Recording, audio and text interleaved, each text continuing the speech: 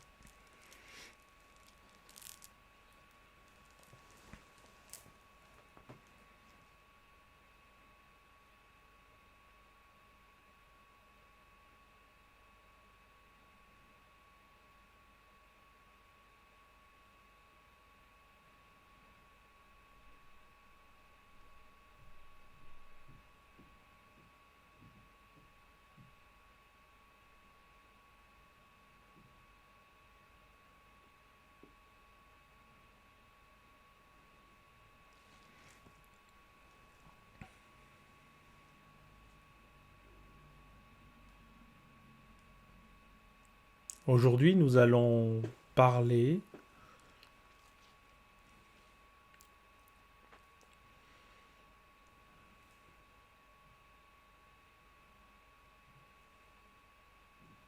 de la difficulté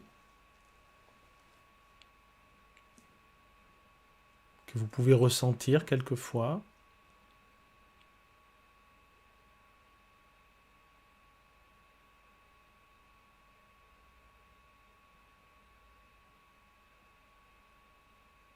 quand il y a des choix à faire.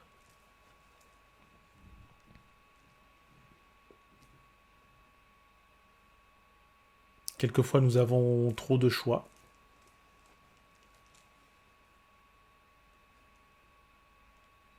Quelquefois, même sans en avoir trop, nous avons le choix entre deux solutions, deux directions, deux envies.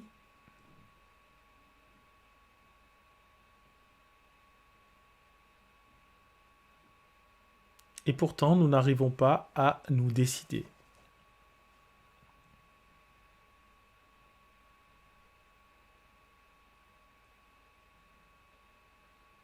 Quelquefois, oui, vous pouvez avoir deux motivations différentes qui se confrontent l'une à l'autre. Mais vous ne savez pas vers laquelle vous dirigez. Vous ne comprenez pas comment vous pouvez faire tel ou tel choix. Et cela crée une sorte de frustration, un sentiment d'instabilité. Vous ne savez pas comment vous positionner par rapport à ce choix. Ça peut être un choix professionnel. Ça peut être un choix amoureux, un choix dans le quotidien. Il y a plein d'occasions d'hésitation.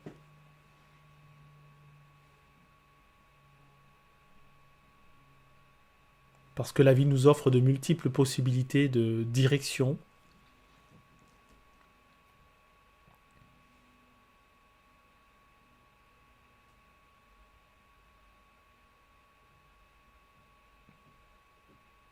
Et c'est vrai que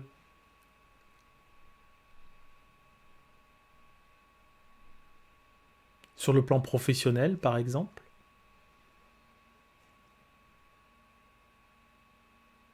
il peut y avoir en vous une sorte d'insatisfaction de ne pas être à votre place,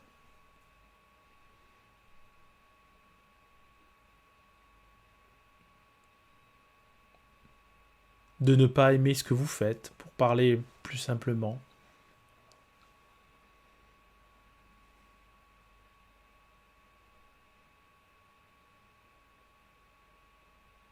De ne pas vouloir continuer.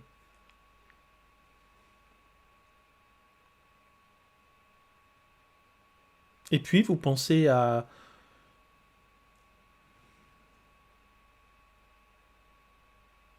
une autre activité que vous pourriez faire, une autre entreprise que vous pourriez rejoindre.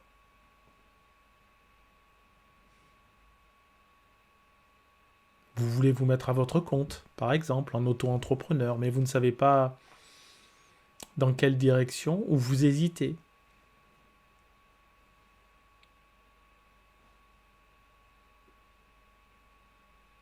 Il y a tellement de choix, tellement de possibilités,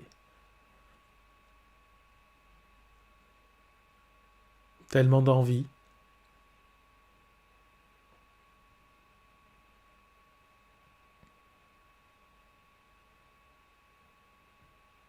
Et vous avez une envie d'entreprendre, une envie d'avancer, ce qui est bon signe.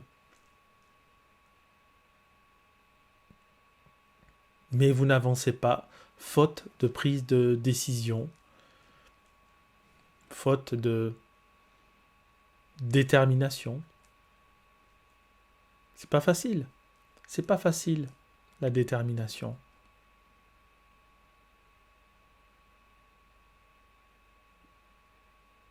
En tout cas, c'est pas facile pour acquérir cette détermination.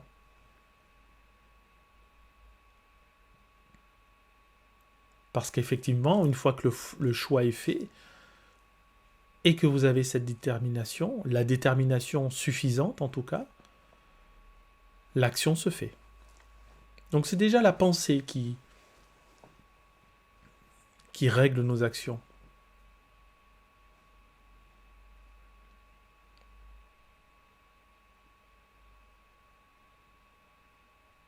Donc il est important de trouver un moyen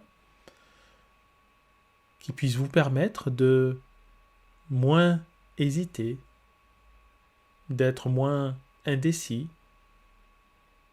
d'être plus déterminé.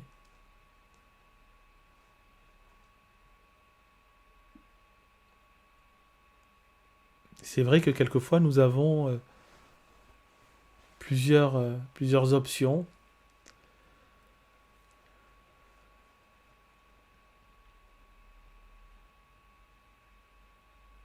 Et quand nous les avons face à nous, comme ça, on ne sait laquelle choisir.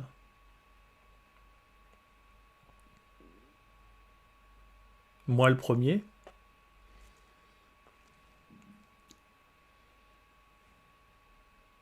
J'ai toujours plein d'idées en tête.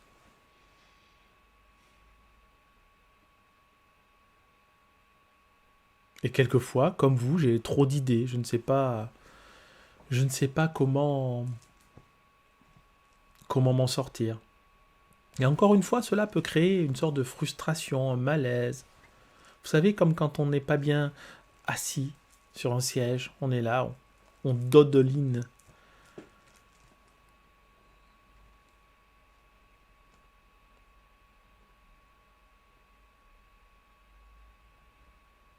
Un des moyens possibles pour que vous puissiez arriver à y voir un peu plus clair,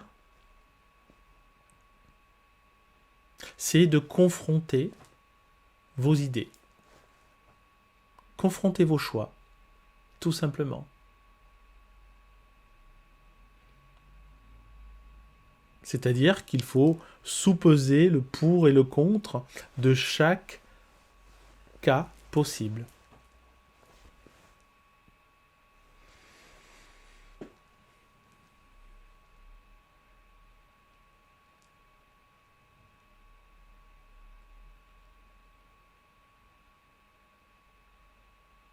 Vous pouvez le faire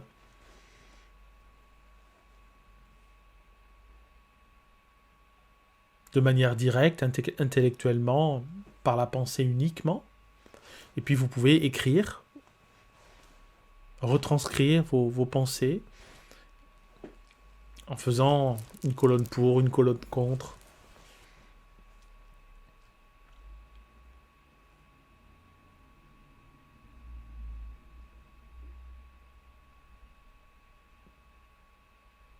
Mais le fait de ressentir ce malaise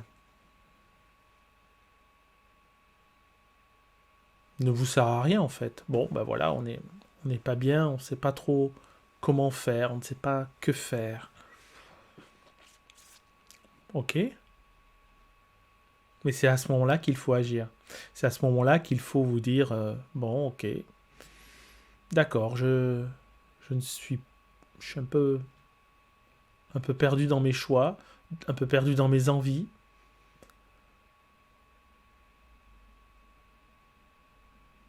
Et beaucoup d'entre vous, d'ailleurs, le font, par exemple, pour faire un choix, pour partir en vacances. Si vous avez une hésitation entre plusieurs destinations, souvent vous faites le pour et le contre de manière naturelle, en disant bah, là-bas il fait trop chaud, là-bas il fait trop froid, la nourriture est bonne, l'hôtel est moins bon, etc. Et vous faites comme ça des sortes de pour et contre.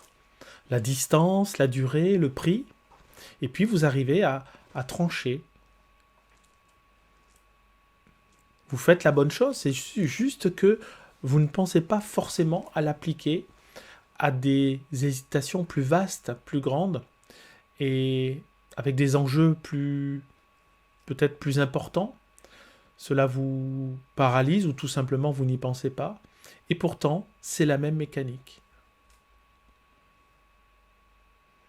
Un déménagement, un changement de travail, une relation amoureuse, une décision importante dans l'un de ces domaines, c'est la même mécanique. Confronter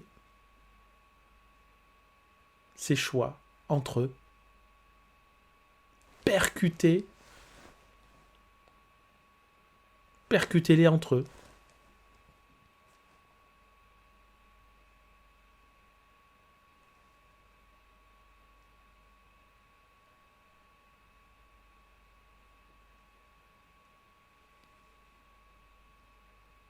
Comme si vous vouliez faire percuter deux atomes entre eux et voir ce qui se passe.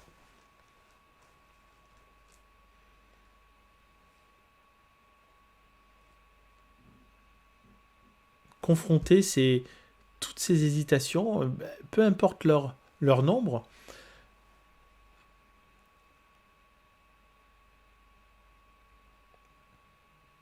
mais mettez-les en confrontation, tout simplement. Et de manière pragmatique, parce que vous le faites, mais encore une fois, dans des décisions importantes, l'émotionnel prend le pas. Plus la décision est importante, plus votre émotion risque de vous submerger. C'est pas la même chose si vous hésitez entre 3 plats au restaurant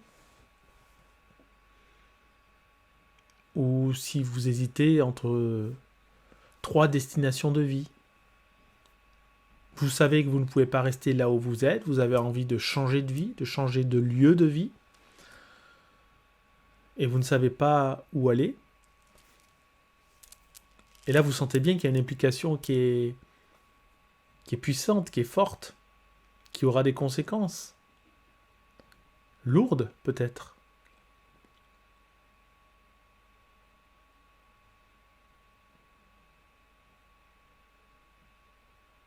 Et ce poids que vous avez sur vous crée une émotion. Ce fardeau de la décision crée une émotion. Cette instabilité, ce malaise aussi que vous ressentez, vous gêne dans la prise de décision. Recentrez-vous.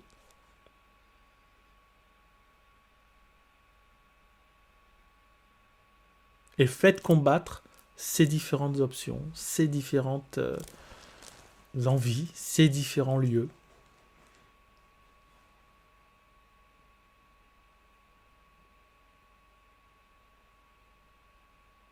En faisant le pour et le contre de chacune, pour reprendre l'exemple précédent, de chacune de ces destinations.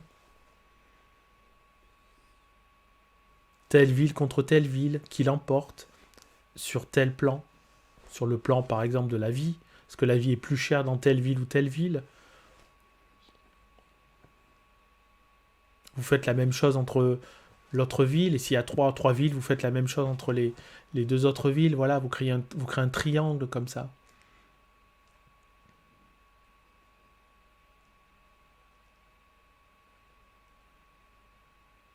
Et confrontez-les sur différents domaines, l'aspect financier, l'aspect... Enfin, tous les aspects, l'aspect esthétique, la qualité de vie, la qualité d'accueil, le lieu précis, si vous avez un lieu précis. Bon, ça c'est pour l'exemple d'un déménagement éventuellement, mais bon, c'est la même chose encore une fois avec tous les domaines.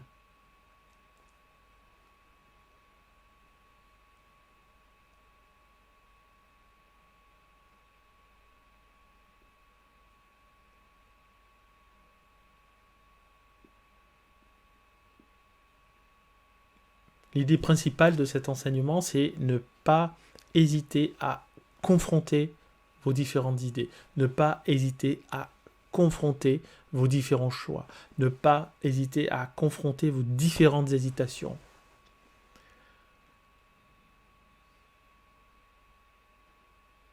Et ce qui est vrai pour vous seul est vrai aussi pour un groupe de personnes. C'est ce qui se passe aussi quand un groupe de personnes confrontent leurs différentes idées. Encore une fois, les pour et les contre. Mais il vaut mieux éviter d'y mettre de l'affect, y mettre de l'émotion. Vous avez bien compris que l'émotion peut parfois ne pas vous faire prendre la bonne décision, vous le savez.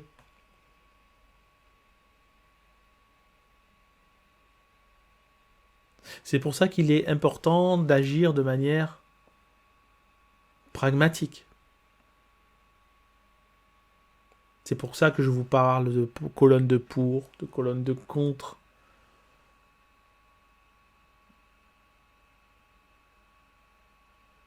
Il faut que ce soit factuel, vraiment.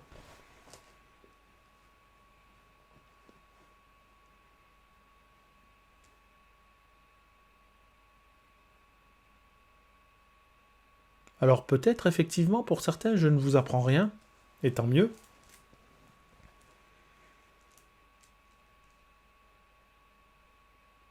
Mais ce que j'aimerais que vous reteniez, c'est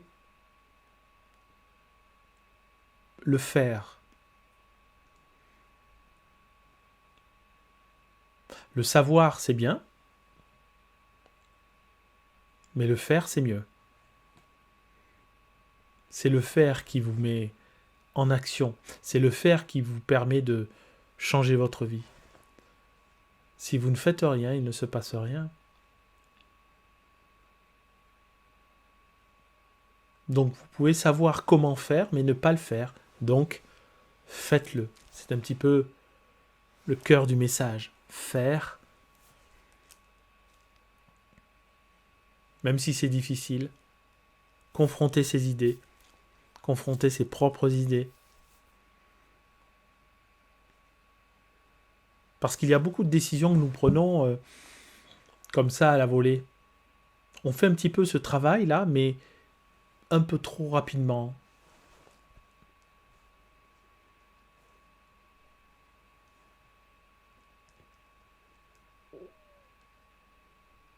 Ça peut être appliqué également dans le domaine de la spiritualité, du développement personnel.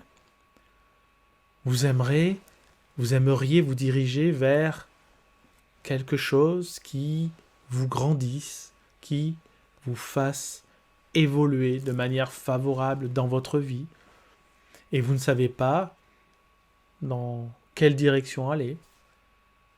J'aime bien la méditation, j'aime bien le yoga, j'aime bien la lecture d'enseignements spirituels, j'aime bien écouter de la musique de relaxation, j'aime bien... Vous voyez, il y a plein de possibilités. Mais il est bon parfois de se spécialiser principalement dans une spécialité, une direction, pardon.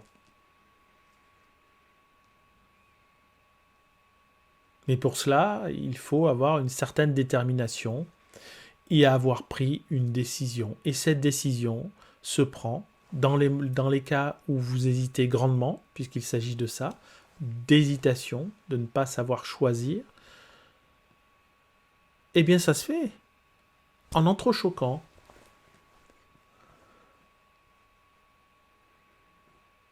Ces possibilités. Et au fur et à mesure, enlever celles qui vous semblent inadéquates. Et à force d'épurer toutes ces possibilités, vous arriverez forcément à garder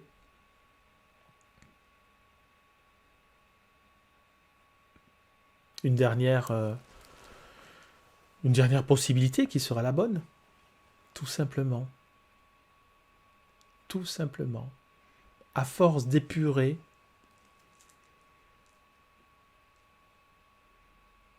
grâce à des paramètres différents, à force d'épurer ces possibilités, il ne restera que la bonne.